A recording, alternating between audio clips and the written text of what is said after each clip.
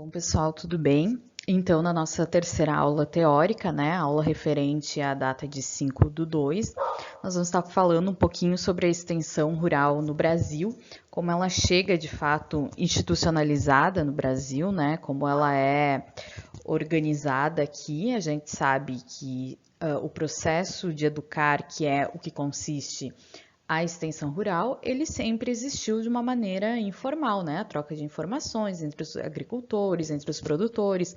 A gente tem isso muito atrelado à questão da vivência rural. Até aí, final da década de 90, ela está muito vinculada a relações de comunidade, a relações coletivas, então existe essa troca de informação, mas formalmente institucionalizada, né, quando chega essa extensão rural ao Brasil. Então, a aula de hoje é referente a isso. Bom, então nós sabemos que o centro da institucionalização, da formalização da extensão rural aconteceu nos Estados Unidos e também na Europa, mas o centro de origem que vem trazer a extensão rural para o Brasil é os Estados Unidos, então é o modelo que lá estava formalizado e que ele se espalha pela América Latina, né, através de uma técnica difusionista. Mas aí, como nós já conversávamos na aula passada, o que acontece nesse período? Quando essa técnica, quando esse modelo de extensão vem chegando ao Brasil, ao Brasil e à América Latina, os extensionistas daqui se deparam com uma nova realidade, que é a realidade do rural muito pobre, né? Nós temos um rural aí que passa por grandes dificuldades. Então, eles se deparam com esse ato aí, com esse conflito em falar em modernização e produção, enquanto a gente tem uma população rural que muitos vivem ainda em situação de vulnerabilidade, em situação de fome. Veja, nós estamos falando disso na década de 30, década de 40.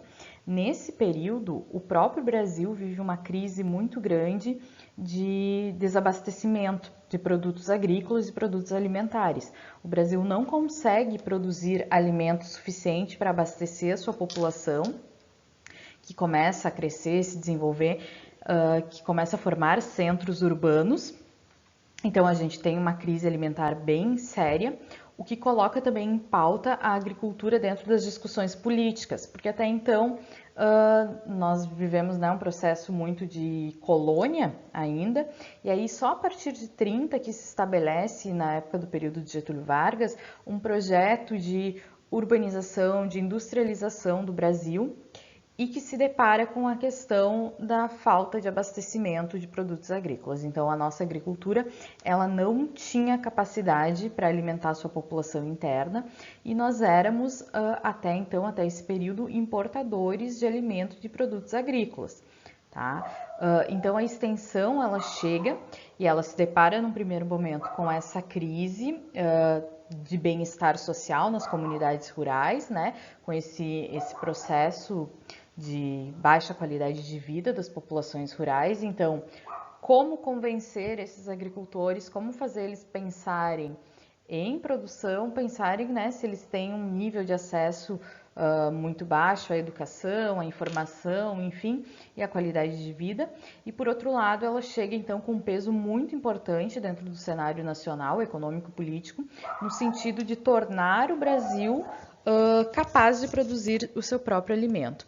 Então, aqui tem uma imagem da fome no Brasil, nas áreas rurais, que é uma realidade até então, né? Nós ainda vivemos, nós ainda temos esse cenário, e aí se levanta aquela questão, né? Eu como extensão, como critério de levar a educação, como eu levo a educação para alguém que passa fome? Quem tem fome não aprende.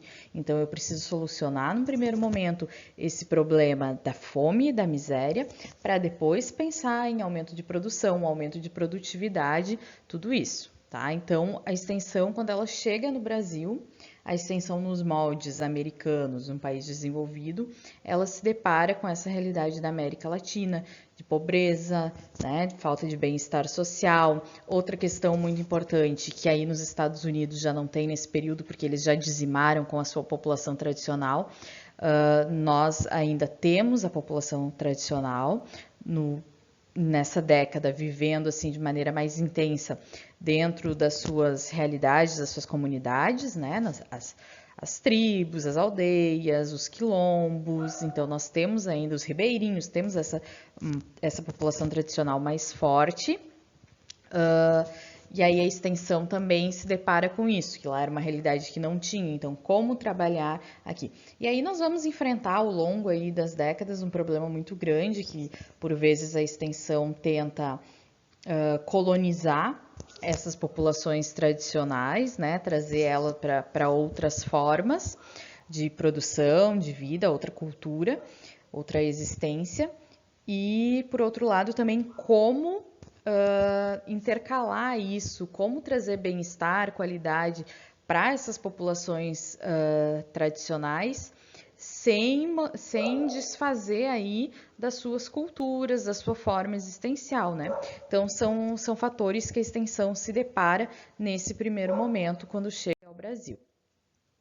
Bom, oficialmente, né, onde nós temos o primeiro registro de uma extensão formalizada, é em 1948, com a criação do Serviço de Extensão da ACAR Minas Gerais, que é a Associação de Crédito e Assistência Rural de Minas Gerais. Então, eles vêm, né, é a primeira forma de extensão institucionalizada no Brasil, a primeira associação. No entanto, Minas já é conhecida, né, pela Escola Superior de Agricultura de Viçosa, já desenvolveu alguns eventos, como Semana do Fazendeiro, algumas formas para difundir novas tecnologias junto aos produtores. Então, a gente já tem em Minas Gerais uma história ali, a gente já tem uma tradição de atividades de difusão de conhecimento na área rural. E aí, então, ela surge a ACAR, Minas Gerais, em 48, e que vai servir como modelo para todo o restante do Brasil, né? Muitos estados passam, a partir de então, demonstrar interesse nessa forma, nessa institucionalização da assistência técnica, tá? Da extensão rural, e vejam, e do crédito rural. Então, a CAR, ela tem o objetivo de orientação e assistência técnica. A sua base é a modernização da agricultura. Até década de 30, década de 40, nós vivemos um período de uma agricultura quase que arcaica, né? Então, para 30 para 50, por exemplo, nós temos um salto muito grande no número de mecanização agrícola através de tratores, né? Nossa frota cresce aí mais de 70% num período de 20 anos, o que é bastante. Então, acreditava-se que essa modernização da agricultura através do crédito rural, né, que é garantir esse acesso para a compra desses pacotes, isso pudesse resultar, além da produção e produtividade, no aumento da qualidade de vida das populações. Então, esses eram os objetivos da ACAR Minas Gerais. Bom, segundo Fonseca, então, nesse período o trabalho de persuasão era feito através de campanhas comunitárias, dentro das quais as famílias eram mobilizadas para atividades do tipo coletivo, né, como dia de campo, demonstrações, desde que o objetivo útil fosse a transmissão de conhecimentos técnicos, de saúde, de higiene ou discussão sobre problemas da produção, pois, em última análise, a prática educativa da extensão era a vulgarização das experiências já dadas como válidas. Ou seja, então nós tínhamos um exemplo positivo de experiência e isso era passado, né, para os demais, isso era passado para as outras famílias. Então, era considerado aí algo validado e que daria certo em todas as comunidades, em todas as propriedades rurais. Então, era muito próximo de olhar a grama do vizinho e ver que ela é mais verde e tentar trazer isso para minha casa, né? Ou aquela velha coisa, vizinho comprou um trator, comprou uma ordenhadeira mecânica, então se ele comprou e está se dando bem, eu vou comprar também, vou trazer isso para minha casa. E mesmo sem saber se a minha realidade condiz também com a realidade dele, se os fatores que levaram ele a ter sucesso também são os mesmos que eu tenho na minha propriedade, que vão me levar a ter sucesso, né? Então, é olhar para o outro e tentar copiar em uma forma assim bem vulgar, explicando o que era a extensão neste período. Bom, seguindo. Então, o que a gente tem nesse primeiro processo aí, década de 50 até lá década de 70, 80? A gente tem uma agricultura que ela vem da sobrevivência à modernização. Nós temos até 30, 40 agricultores que vivem para sua subsistência, né? Poucos fazem a venda desses produtos, enfim, é uma parcela pequena dentro dos agricultores. E a extensão entra então nesse processo de modernização da agricultura por esses N fatores que a gente já conversava. De um lado, a crise de abastecimento no Brasil, de outro, a Revolução Verde nos Estados Unidos, que vem sendo imposta nos países da América Latina, tá? A necessidade de pararmos de ser importadores de alimento e um projeto muito pautado aí até principalmente no regime militar, em tornar o Brasil um país agroexportador, tá? Então a extensão começa a atuar dentro disso. Então ela transforma, ela busca transformar a agricultura em uma atividade com dinâmica de mercado, tá? A fim então de que ela atenda às demandas do mercado em relação aos seus produtos. Bom, eu não vou plantar mais o que eu acredito, o que eu gosto, que é minha vocação. Eu vou produzir para atender ao que o mercado precisa, tá? Então a gente tem um aumento de produção e de produtividade, a gente não pode apenas aumentar a produção, mas a gente precisa aumentar a produtividade por área, tá? E associado a isso, para a gente alcançar esses dois primeiros objetivos, a gente tem o uso de insumos externos, ou seja, insumos que não são produzidos dentro da propriedade.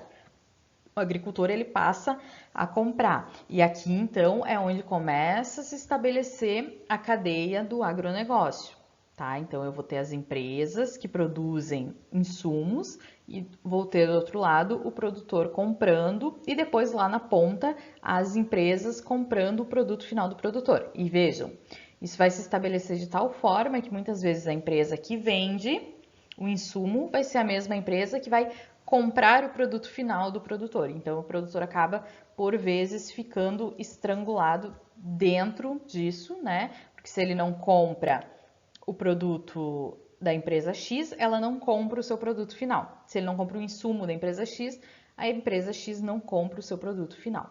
Então, o serviço de extensão rural consta nesse período que o principal problema da baixa produtividade da terra e do baixo nível de vida daquelas populações rurais residia no fato de que elas não terem orientação adequada e essa passa a ser então o principal papel serviço da extensão, tá? Então, o papel da extensão nesse momento é levar a informação, levar o conhecimento, principalmente de novas técnicas produtivas.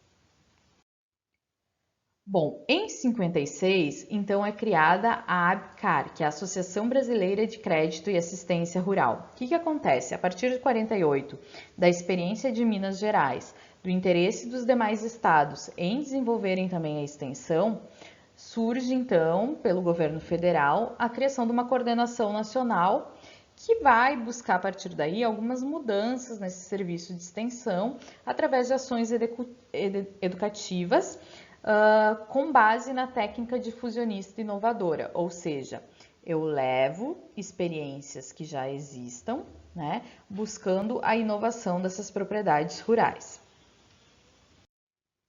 Bom, uma linha do tempo aqui em Minas Gerais, né, e Brasil do que acontece. Então, a gente tem em 48 a ACARE, Minas Gerais, em 56 a Associação Brasileira e em 74 é formada então a Embrater, que é a Empresa Brasileira de Assistência Técnica e Extensão Rural. E aí, em 75, já surgem as EMATERs, que são as empresas de assistência técnica e extensão rural que existem nos estados aí até hoje. Bom, então em 61, o governo federal, através do decreto 50.622, reconheceu que a ABCAR e suas associações eram de utilidade pública. Então, com isso, passam a ser assegurados recursos públicos federais para viabilizar a sua extensão. Então, é só a partir aí da década de 70 que o governo, de fato, coloca dinheiro na extensão rural. e assistência técnica e extensão passam a fazer parte da política governamental de reestruturação fundiária, que a gente vai ver muito forte nesse período do regime militar. Existe uma proposta de reestruturação fundiária e também territorial em todo o Brasil, com algumas ações. Então, para a agricultura, a principal ação do regime militar é a modernização, né? E aí entra uma modernização que depois nós vamos debater mais a fundo, mas uma modernização que a gente chama de a qualquer custo. Então, não importa o que isso vai trazer ou como ela vai ser feita, mas ela precisa ser feita. Em termos territorial, a gente tem algumas ações como a Marcha para o Oeste, que é aí onde isso vai garantir subsídios fiscais financeiros para as famílias que queiram viver no Oeste, porque nós precisamos de uma ocupação dessas terras que estão ali vagas, né? Terras públicas que estão vagas e à mercê de supostas invasões, enfim, ou seja, o governo então ele quer ocupar esses espaços, então a gente tem a região do Centro-Oeste, através de incentivos fiscais, para não só para adquirir, porque muitas terras eram doadas, mas para que essas pessoas ficassem. Obviamente que isso não era uma reforma agrária, me fugiu a palavra, colocar essas pessoas ali nesse território e garantir a elas toda a assistência. Na verdade, né, eles davam condições para que elas tivessem a posse da terra, mas elas ficavam ali à mercê de reestruturar todo aquele lugar. Outra questão que a gente tem muito grande, de muito importante na região norte do país, então, é a construção das transamazônicas e de todas essas estradas, né, que levam ao norte do país, o que leva um grande número de pessoas a se estabilizarem, a criarem vínculos nesses locais, para trabalhar, né, como mão de obra na construção dessas estradas, e depois isso vai dar origem aí às cidades do norte. Então a gente tem Araguaína, por exemplo, é uma cidade que ela cresce às margens da Transbrasiliana, né? Miranorte, são outras cidades que, se a gente for olhar no histórico delas, né? Então, elas foram formadas a partir de pessoas, de famílias que vieram para trabalhar nessas construções. Então, a gente tem o povoamento, essa era a palavra que tinha me fugido, o povoamento dessa região norte, né? Claro que depois na região mais amazônica a gente tem isso já mais antigamente atrelado ao ciclo da borracha, mas que ele se encerra. Então a gente tem toda uma política de reestruturação fundiária e territorial do Brasil, e a assistência técnica e extensão rural faz parte disso, é uma ferramenta, uma estratégia que o governo utiliza. Bom, então a Embrater, Empresa Brasileira de Assistência Técnica e Extensão Rural, ela começa a ser estatizada em 74, através da criação da Embrater, né? O Simbrater aí é o sistema brasileiro e ele tem por objetivo dizer da onde que vão sair os recursos para a Empresa Brasileira de Extensão Rural. Então, com a estrutura das ACARs, que já existiam Brasil afora, que são as associações, tá, de crédito e assistência técnica, elas passam a ser absorvidas pelos estados. Então, o sistema ABCAR, de Associação Brasileira de Crédito e Assistência Técnica, de Crédito e Assistência Técnica, transforma-se em Simbrater, né? Ele ganha o nome, então, aí também de Extensão Rural, tá? Então, Assistência Técnica e Extensão Rural passam institucionalmente a atuarem juntas, tá? Como o nome de sistema incorporou o termo assistência técnica, o Simbrater passou a agregar também as organizações não estatais, como as ATER, Associação de Assistência Técnica e Extensão Rural. Tá? As associações, então, que existiam nos estados passaram a fazer parte desse sistema brasileiro. Então, é bem complexo. Hoje, por exemplo, as EMATERs que a gente tem, né, as empresas de assistência técnica e extensão rurais, elas não são necessariamente instituições públicas, elas são instituições público-privadas, porque ela tem uma formação burocrática como uma empresa privada, mas ela atua com dinheiro, com recurso público, tá? Então, a gente vai ter essa configuração atual. Então, a gente tem em 48 aqui, recapitulando a linha do tempo.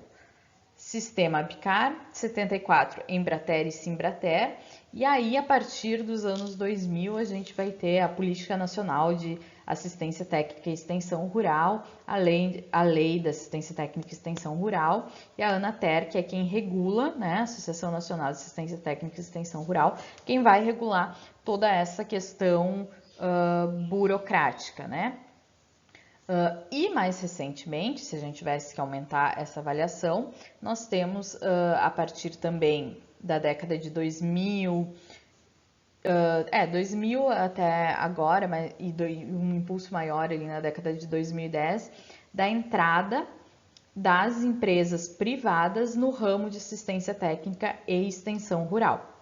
E a partir daí, mais recentemente, de 2015, 2013 para cá, a gente tem um processo de desmonte também das instituições públicas de extensão rural. Então, a gente tem processos aí de que não tem mais servidor, né? Servidores se aposentando, sendo impulsionada essa aposentadoria, né? O que a gente chama de aposentadoria compulsória, a não abertura de concursos, então, para essa área, o que vai deixando a extensão rural, vai deixando as EMATERs, essas empresas públicas, vai deixando elas numa situação em que elas não têm mais pessoal para trabalhar, elas não conseguem fazer o seu papel, e aí cria-se um discurso de que elas são ineficientes, e quem passa a atuar dentro disso, então, é as empresas privadas.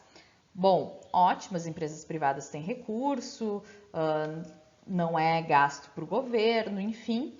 Porém, quem acaba sofrendo com isso são os produtores, né? As comunidades que não têm dinheiro para pagar a assistência técnica à extensão rural privada, tá? Então, a gente tem todo esse processo que a gente precisa estar atentos também, né? Quando falamos de extensão rural. Bom, falando então em metodologias, em formas de trabalho da extensão rural. Até a década de 90, a gente tem uma extensão rural muito unilateral, top-down, nós comentamos já sobre isso. Então, era essa educação onde eu detenho o saber e eu passo o saber para a população, sem uma troca, sem um conhecimento da realidade local, né? Eu imponho, bom, eu quero uma mecanização, mas eu não sei quais são as reais condições dessa comunidade se mecanizar. Então, eu vou lá com o discurso de que só a mecanização vai trazer boas condições de produção para essa comunidade, e aí, mas isso não acontece. Bom, dentro do quadro aí de métodos de extensão rural clássicos utilizados até a década de 90, nós temos os métodos individuais, ou chamados de métodos interpessoais, e nós temos os métodos grupais. Dos individuais, então, o que a gente tem? A visita, o contato, a entrevista. Dos grupais, a gente tem as palestras, seminários, encontros, fóruns, simpósios. E dos métodos massivos, né, que busca, então, atingir uma população maior, a gente tem a televisão, o rádio, o jornal, folder, cartaz, folhetos, livros. Tá? Então, a gente tem esses três métodos, individuais, grupais e massais. Tá? Eles foram muito utilizados até a década de 90, hoje ainda se utiliza, porque é uma maneira de alcançar um número maior de pessoas, porém com outras variantes dentro disso, depois da década de 90. Mas até então, até a década de 90, esses eram os métodos. Bom, sobre as características dos métodos interpessoais e métodos massivos coletivos. Então, a gente tem o sentido da comunicação nos métodos interpessoais em duas vias, com um alcance baixo, porém um feedback alto, uma eficiência didática alta, uma seletividade de audiência alta, um custo também extremamente alto e um possível efeito, né, de mudança de atitude. Então, aqueles métodos interpessoais onde são métodos individuais. O exemplo é visita. Então, quando o extensionista vai a uma propriedade, ele conversa, né? A chance de que esse método tenha melhores resultados, ela é muito maior do que os métodos massivos coletivos. Uma coisa é eu ter o extensionista na minha propriedade me mostrando determinada atividade conversando comigo, outra coisa é eu assistir um programa, assistir um Globo Rural e resolver implantar aquilo. Na verdade, os métodos massivos coletivos, eles servem para despertar a curiosidade, mas depois, então, a gente vai ter aí a necessidade de ter um encontro interpessoal, né, da utilização de um método interpessoal para que eu coloque em prática essa técnica, esse termo que eu vi que despertou minha curiosidade. Quanto então aos objetivos, né? Visita, contato, reunião e curso, eles geralmente têm como objetivo a demonstração de um método, de uma unidade demonstrativa, demonstração de resultados, unidade de observação, propriedade demonstrativa, concursos de produtividade, e aí tem então dia de campo, excursão, campanha, semana, exposição, tudo isso. Certamente, se nós estivéssemos em aulas presenciais, né, se não estivéssemos acometidos pela pandemia, uma das nossas atividades seria desenvolver um dia de campo, né, em alguma comunidade rural parceira na região, para que a gente pudesse, para que vocês pudessem na prática exercerem então uma atividade de extensão rural. Infelizmente, não poderemos fazer. Bom, então, segundo Caporal, que é um dos grandes autores do Brasil de extensão rural, acreditando em seus propósitos, o extensionismo mune-se de um aparato teórico-metodológico, muitas vezes tido como próprio ou exclusivo, capaz de instrumentalizar seus agentes na tarefa de eliminar as barreiras impostas ao progresso. Assim, educar as pessoas para que viessem a adotar novas ideias parece ter sido a motivação central do extensionismo, mesmo que para isso fosse necessário lançar mão de uma teoria difusionista alienante, calcada num processo educativo vertical, dominador bancário, para usar a expressão do Paulo Freire, cujos resultados não poderiam ser positivos para todos, pois de imediato impedia a análise da realidade objetiva em que estava inserida a maioria das famílias rurais com as quais buscavam trabalhar. Resumindo, então, esse processo de extensão era levar um conhecimento tido como o certo, né? Um conhecimento teórico metodológico tido como o que era certo, e para isso uma das grandes práticas, uma das grandes estratégias era a utilização do sistema de crédito, porém muitas famílias não tinham acesso, porque para te ter crédito tu precisa ter, né, uma aprovação aí, tu precisa ter um acesso. Então a gente diz que o que acontece nesse período é a capitalização, é o capitalismo, a inserção da dinâmica capitalista no meio rural. Então, o agricultor, né, ele passa a produzir para atender ao mercado, para atender ao capitalismo. E aí nós temos pontos positivos e pontos negativos em relação a isso. Como positivo, a gente tem a questão da modernização do meio rural, a criação, então, aí, ou a consolidação do que a gente chama de agronegócio, que hoje tem um peso importantíssimo na balança comercial brasileira, no PIB, né? E por outro lado, de negativo, nós temos a questão social excludente, porque então só se modernizou, só fez parte desse agronegócio, desse né, atendeu as dinâmicas do mercado quem tinha condição para isso, quem não tinha, então, ou teve que buscar outras formas de produção, outras formas de atender o mercado, ou teve que abandonar a atividade rural. E aí nós temos também impactos ambientais e culturais muito fortes nessa época, principalmente aí década de 70 e 80, porque o objetivo era recuperar todo esse atraso. Então, se modernizava, se trabalhava, se utilizava esses insumos externos, tá? Sem pensar muito nessas questões ambientais, nessas questões todas que hoje estão em pauta e que são também um sinônimo de competitividade quando a gente fala de mercado internacional. Então, hoje existe uma pressão muito grande para que o agronegócio brasileiro ele respeite o meio ambiente, respeite as questões ambientais.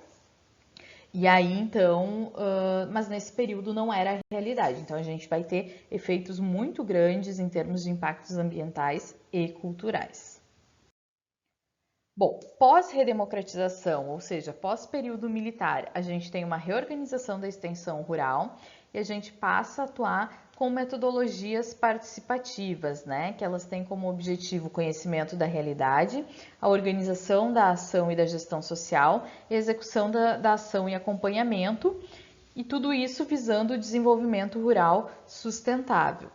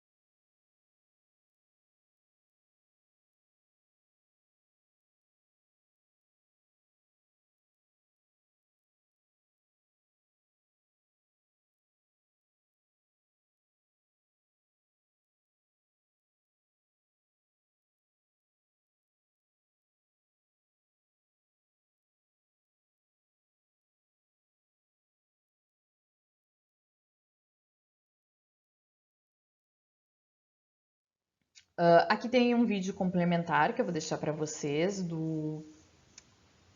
me fugiu o nome de novo, o Extensionista, tá? É um canal do YouTube bem bacana do professor Redin. Então fica aqui o vídeo para que vocês, um vídeo complementar, né? Não é obrigatório, mas para quem quiser aí saber um pouquinho mais sobre isso.